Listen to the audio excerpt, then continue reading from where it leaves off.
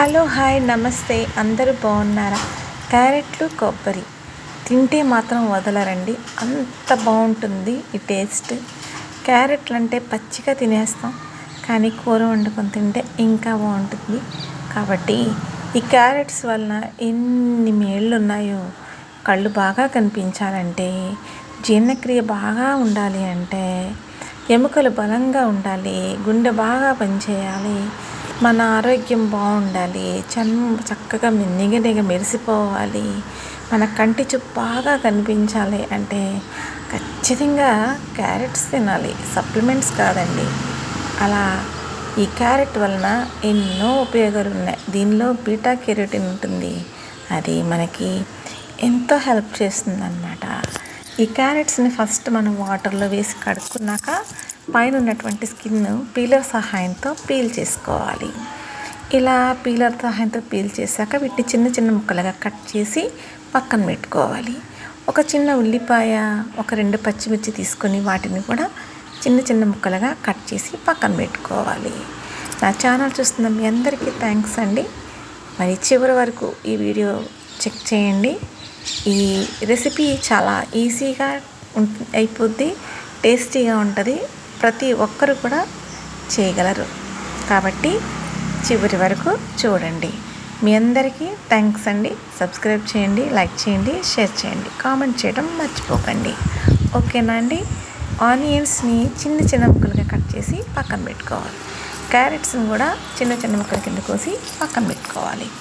ఇలా ఈ క్యారెట్ ముక్కల్ని మనం మామూలుగానే పచ్చిగానే తినేస్తాం. వీటిని ఈ విధంగా ఉడికించుకొని తింటే ఈ టేస్ట్ వెరీ బెస్ట్ అండి. అందరూ ట్రై చేయాలి. ఓకేనా అండి?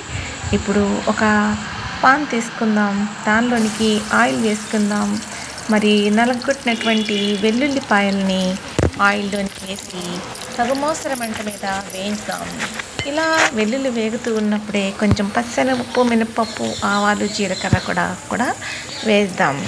ఈ వెల్లుల్లి అనేటటువంటిది చాలా మనకి హెల్ప్ చేస్తుంది, కొలెస్ట్రాల్ తగ్గిస్తుంది, బాడీలో మనకి బాడీని బ్యాలెన్స్ చేస్తుంది అన్నమాట. ఈ వెల్లుల్లి వంటకాల్లో వాడుకోవటం చాలా మంచిది. ఈ తాలింపులోనికి ఎండుమిర్చి, కరివేపాకు కూడా వేసి తాలింపు మాడకుండా వేయించుకోవాలి. వేయించుకున్న తర్వాత ఇప్పుడు ఆనియన్స్, గ్రీన్ చిల్లీస్ కూడా వేసుకోవాలి. మంట తగుమోస్తరుగానే ఉండాలి. ఇలా వీటిని సన్నని సెగ మీద ఉడికించినప్పుడు ఆనియన్స్ చక్కగా మెత్తగా మగ్గుతాయి అన్నమాట. ఇలా మగ్గినప్పుడు టేస్ట్ అనేది చాలా బెటర్గా, బెస్ట్గా ఉంటుంది. తినడానికి సూపర్ అనిపిస్తుంది అన్నమాట. అందుకని వీటిని మనం జాగ్రత్తగా వేయించుకోవాలి. వంట చేసేటప్పుడు ఎప్పుడు కూడా మనం కాషియస్గా ఉండాలి. అలా ఉన్నప్పుడు మనము వంట అనేటటువంటిది పర్ఫెక్ట్గా వస్తుంది. ఏమాత్రం అజాగ్రత్తగా ఉన్నా అవి మాడిపోతాయి, తినడానికి ఇబ్బంది అనిపిస్తుంది. అందుకని మనం కొంచెం జాగ్రత్తలు తీసుకోవాల్సి ఉంటుంది.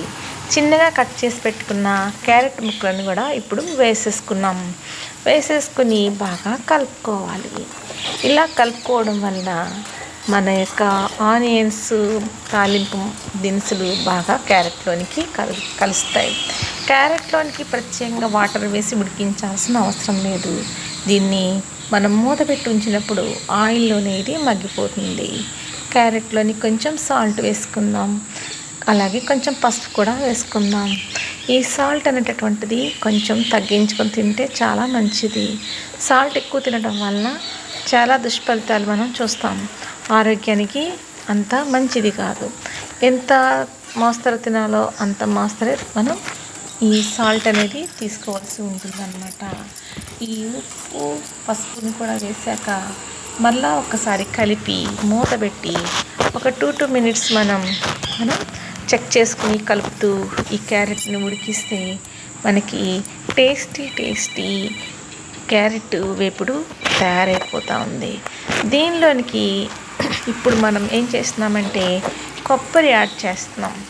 క్యారెట్ వేపుడే అద్భుతంగా ఉంటుంది అంటే ఈ కొబ్బరి వేయటం వలన ఈ క్యారెట్ యొక్క టేస్ట్ అనేది ఇంకా డబుల్ అవుతుందన్నమాట.